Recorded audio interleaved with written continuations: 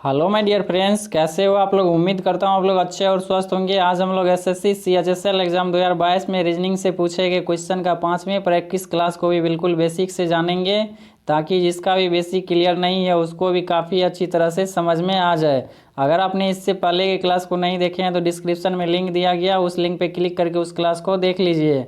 आइए हम लोग आज की क्लास को शुरू करते हैं। उससे पहले अगर आप चैनल पर नए हैं तो चैनल को सब्सक्राइब कर लीजिए, ताकि आपको इसी तरह आगे का क्लास कंटिन्यू मिलता रहे। पहला क्वेश्चन को देखिए और उसको ध्यान से समझिए। पहला क्वेश्चन है, उस शब्द युग्म को चुनिए जिसमें शब्द ठीक उसी प्रकार संबंधित है जिस प्रकार निम्नलिखित युग्म में शब्द एक दूसरे से संबंधित है। आपको यहाँ पे गिवन के रूप में शब्द दिया गया है, भूटान दिया गया है, इसके बाद थिम्पू दिया गया है। तो आपको पता होनी चाहिए भूटान का कैपिटल क्या है, थिम्पू है। यानी आपको कंट्री दिया गया, उसके बाद यहाँ पे कैपिटल दिया गया उस कंट्री का। इसी तरीके का रिलेशन हमें ऑप्शन में देखना है, कौन सा ऑप्शन में दिया गया है। यहाँ पे देखिए पहला ऑप्शन में क्या दिया गया, रोम दिया गया, इटली दिया गया है। आपको पता होनी चाहिए इटली का कैपिटल है रोम, लेकिन इसको रिवर्स करके लिखा गया तो ये ऑप्शन गलत हो जाएगा। इसके बाद देखिए चीन और हांगकांग दिया गया है। चीन का कैपिटल है बीजिंग, तो ऑप्शन नंबर बी भी कट जाएगा। इसके बाद ऑप्शन सी दिया गया है बांग्लादेश, इसके बाद टका दिया गया है। तो बांग्लादेश का कैपिटल है ढाका, टका उसकी करेंसी है, तो ये भी ऑप्शन गलत हो जाएगा। इसके बाद आपको दिया गया ऑप्शन डी में पाकिस्तान और इस्लामाबाद, तो ये ऑप्शन राइट दिया गया है। तो पाकिस्तान का कैपिटल है इस्लामाबाद, तो ऑप्शन नंबर डी हो जाएगा इस क्वेश्चन का राइट आंसर। अगला क्वेश्चन को देखिए और उसको समझिए। अगला क्वेश्चन है, दी गई आकृति में कुल कितने त्रिभुज है। यहाँ पे आपको एक फिगर दिया गया है, इस फिगर में काउंटिंग करना है कितने त्रिभुज आपको दिखाई दे रहा है। तो सबसे पहले इस तरह के फिगर में कैसे काउंटिंग करना है उसको समझिए। आपको जो भी भाग दिखाई दे रहा है इस फिगर में उसको काउंटिंग के रूप में लिखिए। जैसे देखिए पहला भाग ये हो गया, पहला त्रिभुज ये दिखाई दे रहा होगा आपको। उसके बाद दूसरा त्रिभुज ये हो गया, तीसरा त्रिभुज ये हो गया, इसके बाद चौथा त्रिभुज ये हो गया, पांचवा त्रिभुज ये हो गया, ये हो गया 6 नंबर का त्रिभुज, ये हो गया 7, ये हो गया 8, इसके बाद हो जाएगा ये 9। तो 9 त्रिभुज तो आपको दिखाई दे रहा है। अब आपको कंबाइन करके देखना है कितना त्रिभुज बनेगा। जैसे समझिए पहला त्रिभुज यहाँ से बनेगा, एक त्रिभुज यहाँ से बनेगा, दिखाई दे दिया, तो प्लस का 1 कीजिए। इसके बाद एक त्रिभुज और बनेगा इसमें, यहाँ से देखिए ऊपर जाएंगे, उसके बाद नीचे आएंगे और यहाँ से इसको मिलाएंगे, तो एक त्रिभुज यहाँ से बनेगा, तो इसमें प्लस का 1 और ऐड करेंगे, कितना आ जाएगा। इसके अलावा कोई भी त्रिभुज और नहीं बनेगा, तो 9 प्लस का 2 करेंगे, कितना आ जाएगा, 11 आ जाएगा इस क्वेश्चन का right answer. Option number A हो जाएगा इस क्वेश्चन का सही आंसर। अगला क्वेश्चन देखिए और उसको ध्यान से समझिए।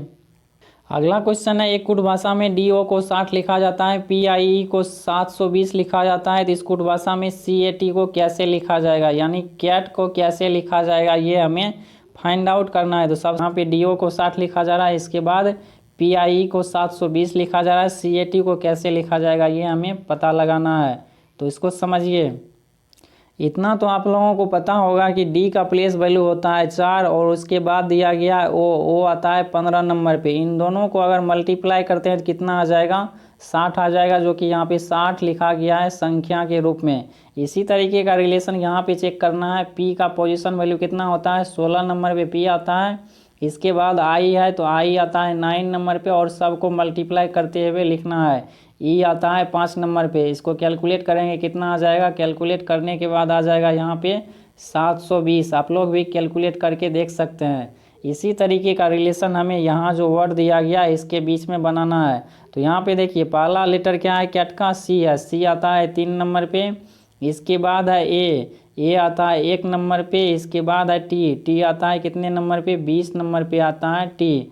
आप लोगों को पता होनी चाहिए। इसको कैलकुलेट करेंगे कितना आ जाएगा, 60 हो जाएगा इसका राइट आंसर। ऑप्शन नंबर क्या हो जाएगा इसका सही आंसर, ऑप्शन नंबर सी हो जाएगा इसका राइट आंसर।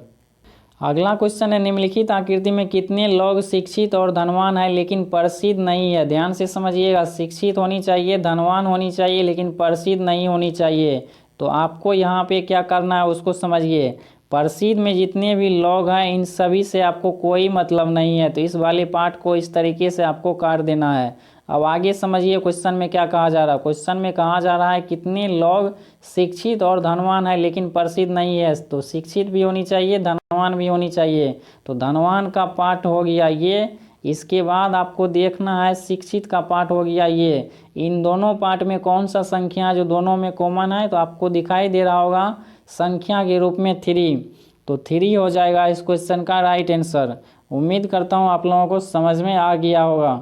अगला क्वेश्चन देखिए और उसको ध्यान से समझिए।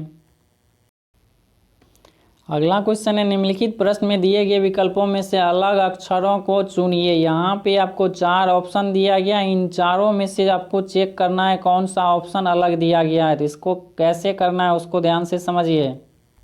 पहला ऑप्शन में देखिए आपको क्या सब दिया गया, पी दिया गया, एल दिया गया, एस दिया गया। तो इसके आपको प्लेस वैल्यू को लिखना है। जैसे समझिए पी आता है 16 नंबर पे, एल आता है 12 नंबर पे, एच आता है 8 नंबर पे। अब यहाँ पे देखिए 16 से संख्या क्या हो गया है, 12 हो गया है। तो यहाँ पे माइनस का 4 किया गया। इसके बाद 12 से 8 हो गया, तो इसमें भी माइनस का 4 किया गया। आगे चेक कीजिए, आपको यहाँ पे दिया गया ऑप्शन बी में जेड वी आर।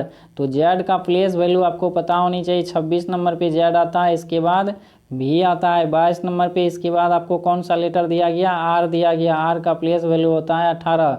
यहाँ पे देखिए 26 से संख्या क्या हो गया, 22 हो गया। तो इसमें माइनस का 4 किया गया है।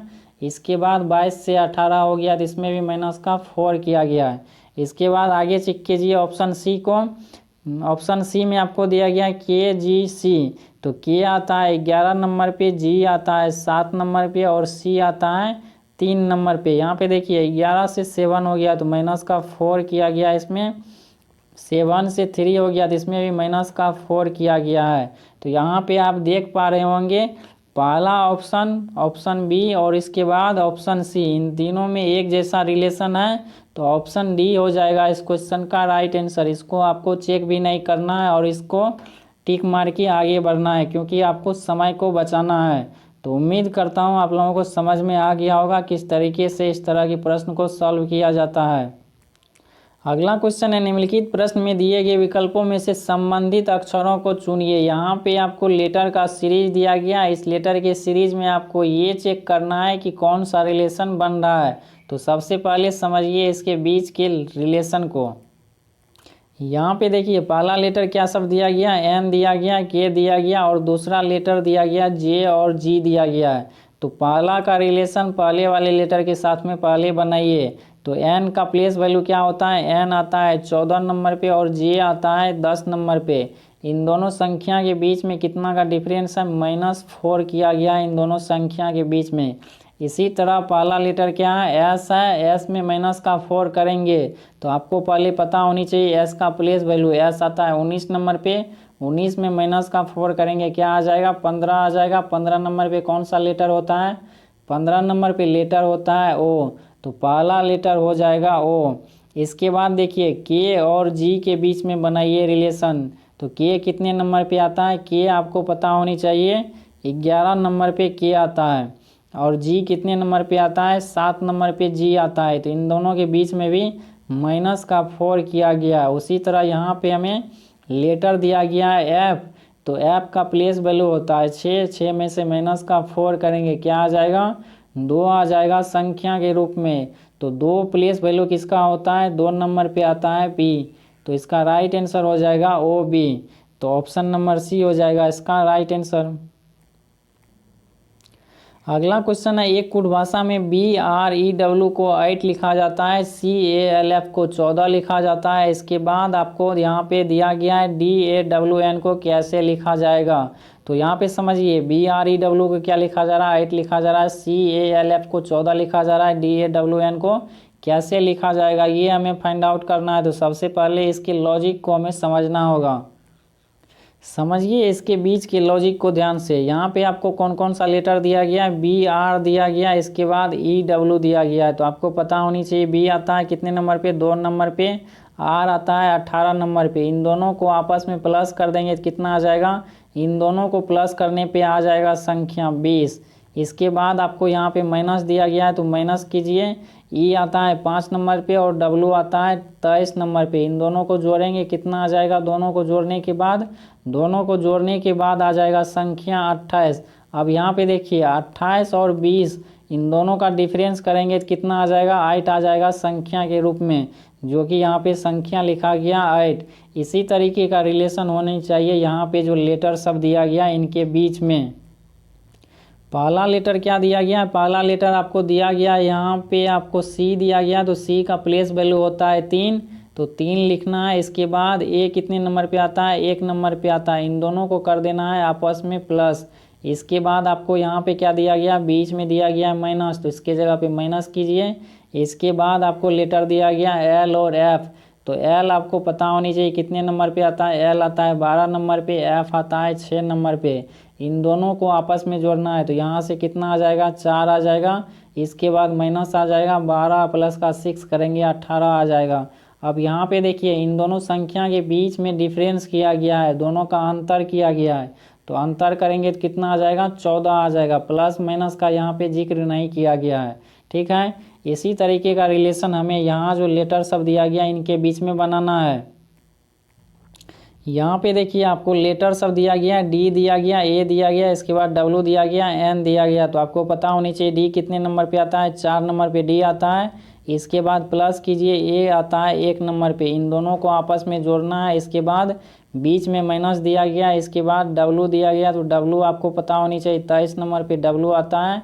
इसके बाद प्लस करना है, एन आता है 14 नंबर पे। इन दोनों टर्म को आपको संख्या को जोड़ना है, तो यहाँ से क्या आ जाएगा, यहाँ पे समझिए, यहाँ से आ जाएगा 5 आ जाएगा। इसके बाद यहाँ से क्या आ जाएगा, यहाँ पे बीच में माइनस है तो माइनस कीजिए, यहाँ से आ जाएगा या आपको 37 आ जाएगा इन संख्या को जोड़ने के बाद।